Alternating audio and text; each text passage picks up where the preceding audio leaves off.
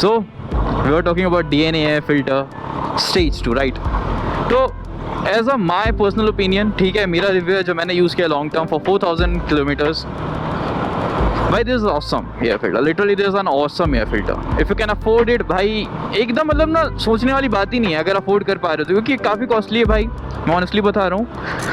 मतलब वर्थ भी है, और अगर नहीं खर्च करना चाहते तो उतना भी वर्थ नहीं है.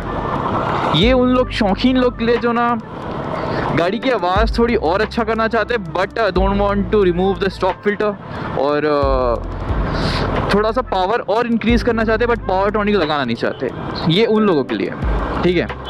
तो रिव्यू करते हैं. इसका रिव्यू ये है कि भाई ये ना वो वाला एयर फिल्टर नहीं है जो आपका स्टेज 1 आता है. ड्यूक एक्चुअल में 2 एयर फिल्टर्स लगते हैं, स्टेज 1 और स्टेज 2, ठीक है. स्टेज 1 वाला जो आपका नॉर्मल बॉक्सी फिल्टर आता है, स्टेज 2 जो है वो आपका यू शेप में आता है, ऐसे मतलब एक शेप में आता है. कैप है जो ऊपर का स्टेज, जिसको आप निकाल के आपका एयर फिल्टर लगाते हो, दैट वन. तो this is stage 2 air filter which I am using in my bike. मतलब इसको लगाने का ये मतलब था कि भाई अगर मुझे एयर फ्लो अपनी गाड़ी का बढ़ाना था, okay, so what's the point of installing a performance air filter if I have to put a cap above it, ठीक है. मतलब क्योंकि अगर मैं स्टेज 2 BMC लगा लूँ या फिर कोई भी कंपनी लगाऊँ, उसके ऊपर मुझे अगर ओरिजिनल जो कैप है वो लगाना ही है, ठीक है, तो फिर वो एयर फिल्टर बढ़ेगा लेकिन उस लेवल का नहीं बढ़ पाएगा. सो अभी जो मैंने लगाया तो ये ऊपर का कैप वाला एयर फिल्टर स्टेज 2, और उसके बाद नीचे में जो है वो नॉर्मल एयर फिल्टर लगा है. तो इसको लगाने के बाद का जो एक्सपीरियंस है मेरा वो है कि भाई परफॉर्मेंस लिटरली बूस्ट हुई. मतलब गाड़ी ऐसे ना हल्का, देखो ऐसे हल्के में ऐसे भाग रही है, हल्के में, और चौथे गियर में मेरी गाड़ी है. सो परफॉर्मेंस तो लिटरली मतलब तुमको अगर नोटिस कर पाते हो ना तो थोड़ा ना थोड़ा करके ऐसे बूस्ट देगा. 1-1.5 HP का मतलब पावर इंक्रीज होगा, लगभग 1.5 से 2 HP मैक्सिमम भाई, ठीक है. और ये साउंड तुमको मिलेगा, that's the most beautiful part of it.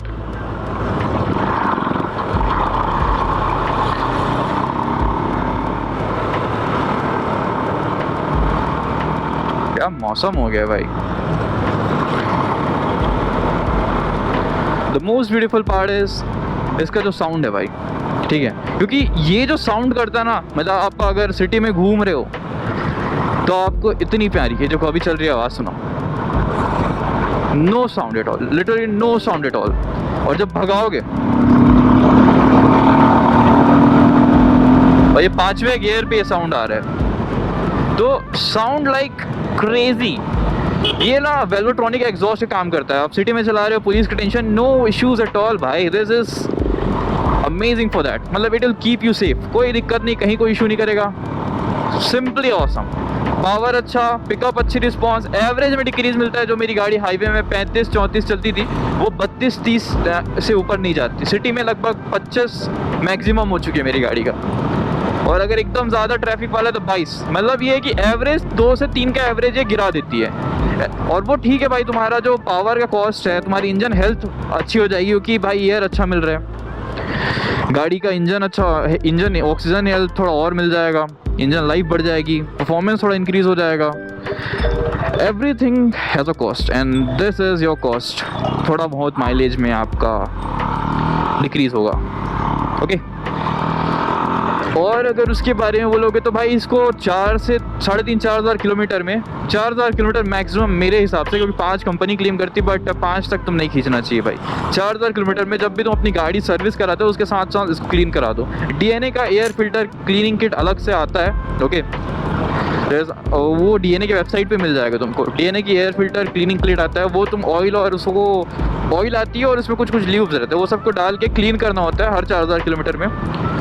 वो क्लीन करने के बाद ये फिर से वर्क एज न्यू करते हैं, क्योंकि जब आप लूप करोगे तो ये रेड में रहेगा और जब बाद में ये ब्राउन हो जाया रहेगा. So that's the difference. पता नहीं भाई अच्छे से एक्सप्लेन कर पाया हूँ नहीं कर पाया हूँ, क्योंकि साथ में भैया चल रहा है तो थोड़ा ध्यान इधर उधर है मेरा.